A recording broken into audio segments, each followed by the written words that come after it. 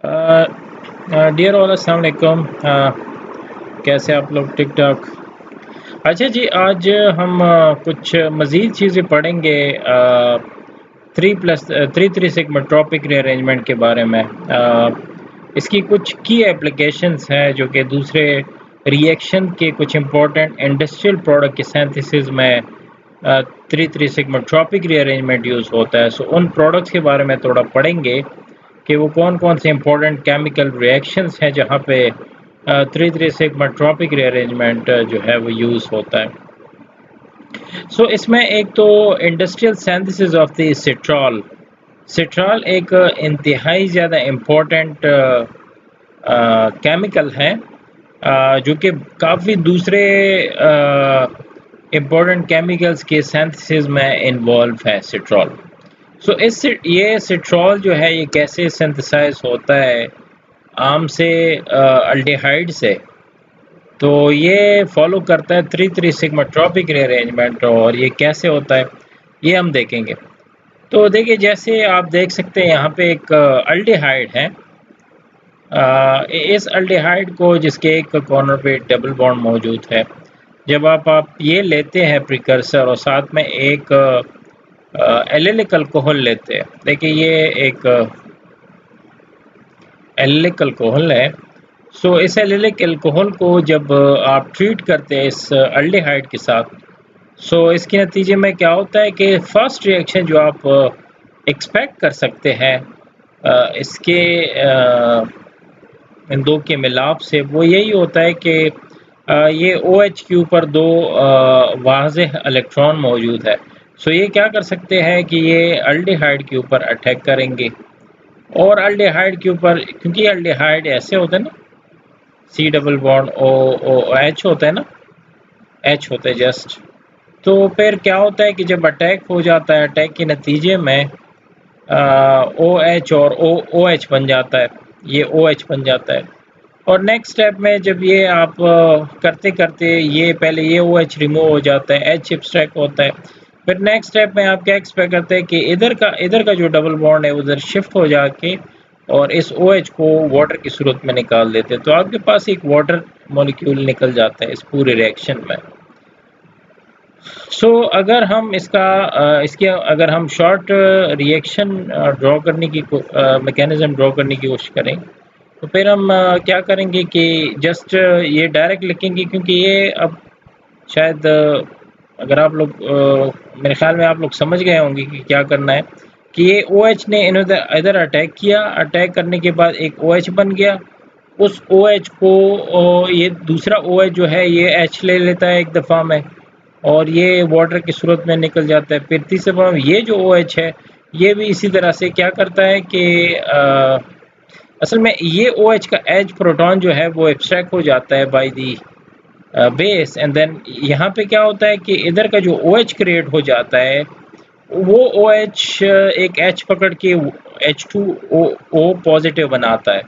तो फिर ये बॉन्ड जब इधर शिफ्ट हो जाता है तो उसके नतीजे में वो निकल जाता है, आपके पास इस तरह का प्रोडक्ट बन जाता है। इसके लिए आप क्या कर सकते हैं कि सो एट द एंड आपके पास ये प्रोडक्ट बन जाता है। अब नेक्स्ट क्या होता है कि इसी प्रोडक्ट में कुछ रीअरेंजमेंट होती है। वो रीअरेंजमेंट कैसे होती है कि यहाँ पे ये इधर शिफ्ट हो जाता है, ये इधर आता है और ये इधर इस साइड पे शिफ्ट हो जाता है।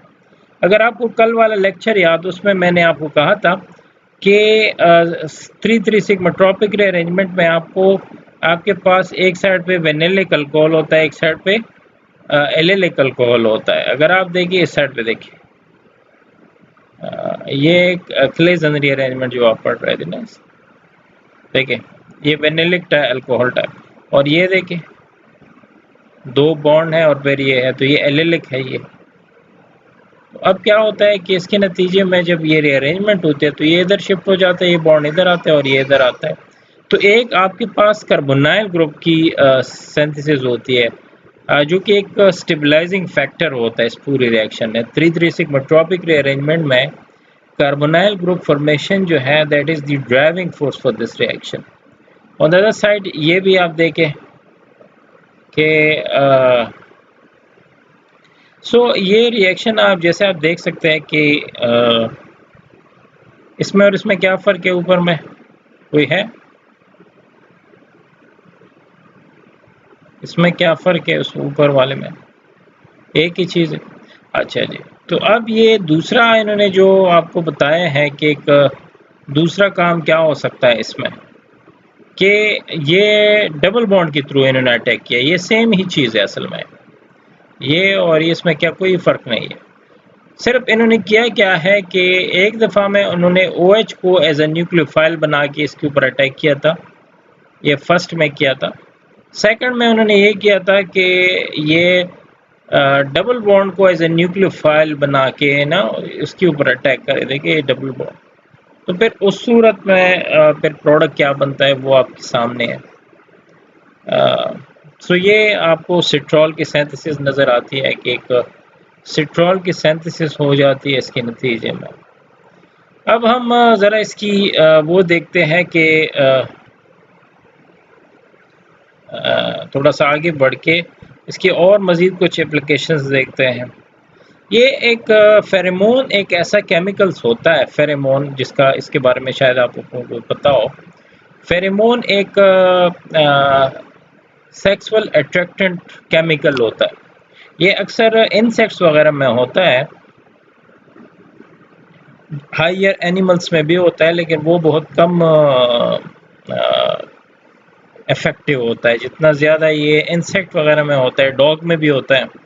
इस केमिकल का काम ये होता है कि जो फीमेल जो होती है सेक्स उसमें इंसेक्ट्स में, वो एक तरह की केमिकल्स को सिक्रीट करती है जिसकी वजह से वो मेल को अट्रैक्ट कर लेता है। इस केमिकल को बोलते हैं फेरेमोन। सीवीड्स में भी ये होता है, देखिए। तो ये फेरेमोन सीवीड्स देखें, ये प्लांट्स वगैरह में भी पाए जाते हैं, एनिमल में भी होते हैं। सो ये फेरोमोन क्या होता है? इंतहाई इम्पोर्टेंट एक्टिव फेरोमोन एक इंतहाई अहम केमिकल कंपाउंड है। सो इसकी जब हम 3,3 सिग्माट्रोपिक रीअरेंजमेंट होती है तो उसके मुकाबले में उसकी वजह से क्या हो जाता है? ये इनएक्टिव हो जाता है, क्योंकि ये इंतहाई ज़्यादा अनस्टेबल होता है। तो ये जाके दोबारा चेंज हो जाता है 3,3 सिग्माट्रोपिक की वजह से एक 7 है कि 7 मेंबर रिंग में चेंज हो जाता है और यही चीज़ बना देता है। सो ये भी 3,3 सिग्माट्रोपिक रिएक्शन हुआ है। कैसे हुआ है कि ये इधर आ गया, ये 3 मेंबर रिंग जो कि हाईली अनस्टेबल होता है। पिछले सेमेस्टर में आप लोगों ने पढ़ा था कि जो 3 मेंबर रिंग होता है उसमें बनाना टाइप बॉन्डिंग होती है, वो अपने आप इतना अनस्टेबल है, और ऊपर से जब उसकी सब्स्टिट्यूशन हो जाती है, that will be the highly unstable compound. So उसको रीअरेंज होना ही होना होता है। तो फिर क्या होता है कि आपके पास एक 3 मेंबर रिंग रीअरेंज होके चेंज हो जाता है into a 7 member ring. So that is the driving force for this reaction. तो इसमें भी 3,3 सिग्माट्रोपिक रीअरेंजमेंट होता है। अब जो है आपको मैं एक और इसकी जो कि इंतहाई ज़्यादा इम्पोर्टेंट रिएक्शन है, that is the Fischer indole synthesis. Fischer indole synthesis ये इंतहाई ज़्यादा एक्सट्रीमली इम्पोर्टेंट रिएक्शन है, जो कि जहाँ पे एक एंडोल बनता है। एंडोल आपको पता है ये अल्कलॉइड होता है एक, और ये एक बेसिस बनाता है। अल्कलॉइड ये एक इम्पोर्टेंट सेकेंडरी मेटाबोलाइट होता है जिससे काफ़ी दूसरे ज़्यादा इम्पोर्टेंट कंपाउंड बनते हैं, जिनमें नशावर कुछ चीज़ें हैं जो भी ये इससे बनते हैं, एंडोल से बनते हैं, और इंतहाई ज़्यादा इम्पोर्टेंट है एंडोल। तो एंडोल ना सिर्फ एक कंपाउंड है बल्कि एक प्रिकर्सर है, काफ़ी दूसरे इम्पोर्टेंट कंपाउंड की सिंथेसिस के लिए यूज़ होता है। सो इसकी जो सिंथेसिस है वो इंतहाई ज़्यादा एसेंशियल और इंतहाई ज़्यादा इम्पोर्टेंट है। तो ये कैसे बनता है? इसका एक सिंपल हम फिनाइल हाइड्रोजीन लेते हैं ना, इसके लिए एक नेक्स्ट वीडियो में मैं आपको बताऊंगा इसमें।